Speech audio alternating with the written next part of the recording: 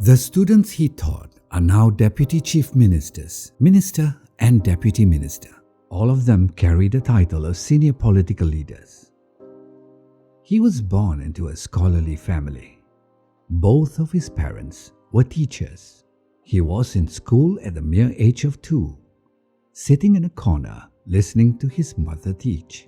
Coincidentally, he was born on Teachers' Day, 16th of May, seemingly destined to be a teacher. He became a teacher at 19, having only a few years age gap with his students. Having been so young, he caught the attention of an English school inspector who then encouraged him to apply for the Australian Colombo Plan scholarship. At that time, Sarawak was still under British rule. Only 3 out of 123 applicants were selected for the scholarship across the whole of Sarawak. He never thought he would be one of the golden trio. He then left for Australia to further his education. Every night, he would memorize every inch of the thick dictionary to brush up on his English. With his perseverance, he graduated with excellent grades. After graduation, he returned to Cebu with his young wife to teach in Methodist Secondary School. 8 years later, he became principal at Chung Hua Secondary School. He ended up winning the award for Excellent School Principal of Sarawak for the year 1983. Ironically, that was the year he left teaching service. He took the bold step of venturing into a different profession, the banking world. With hard work and business acumen, he rose in quick succession within 10 years from branch manager to executive director. However, his fate took a drastic turn.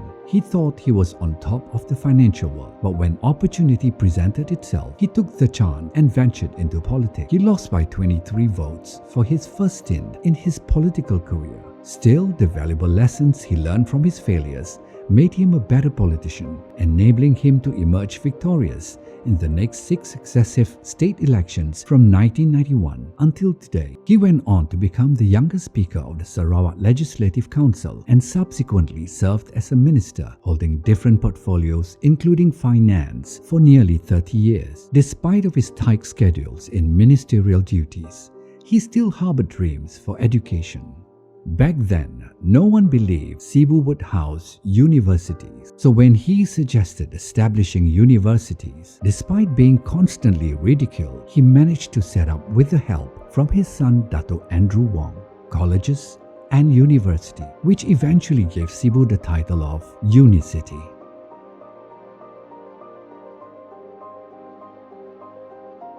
Misfortune fell on his party SUPP in the 2011 state election when most of his colleagues were defeated, including the Deputy Chief Minister, leaving him the sole surviving minister. The heavy loss sustained by the party triggered a crisis in the party. He was pressured to resign from all ministerial positions. These would leave the Chinese with no representation in the government. He stood his ground.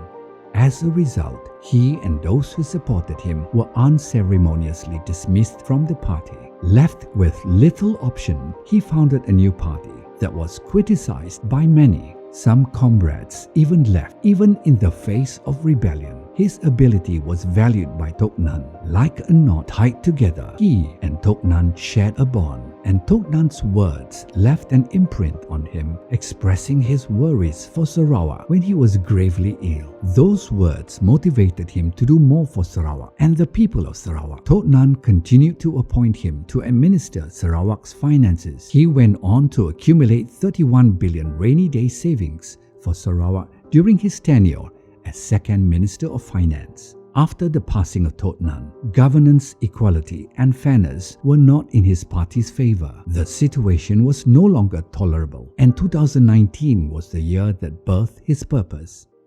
On the night of 10 February 2019, his entire world collapsed when he received the devastating news that his only son Dato Andrew Wong had suddenly collapsed and passed away. The late Dato Andrew Wong had grand plans for Cebu and also for Sarawak. When Andrew served as Deputy Chairman of Cebu Municipal Council, he was one with the public, improving roads and basic facilities. Andrew wanted to provide meaningful and constructive leadership to all communities, hoping to strive for more justice, equality and progress of all Sarawakians. Andrew had an excellent vision for Cebu's development and the plan was to expand this across the whole of Sarawak.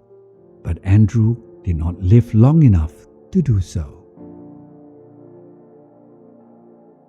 After experiencing immense loss, he took the wish entrusted to him and bravely made the long-awaited decision. In August 2019, he resigned his 2 ministerial posts and stepped from the ruling camp to the opposition.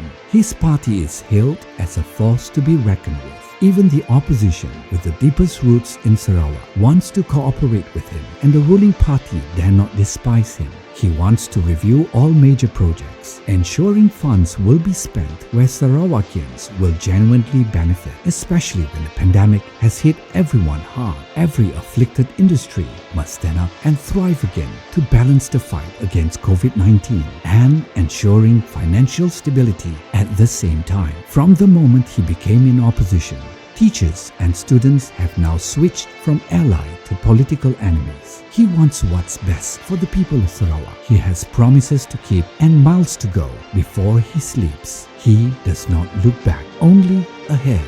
He is YB of Bawang Asan Sibu. He is the current state opposition leader. He was Second Minister of Finance for 15 years. He was Minister holding many portfolios. He is Wong Soon Koh.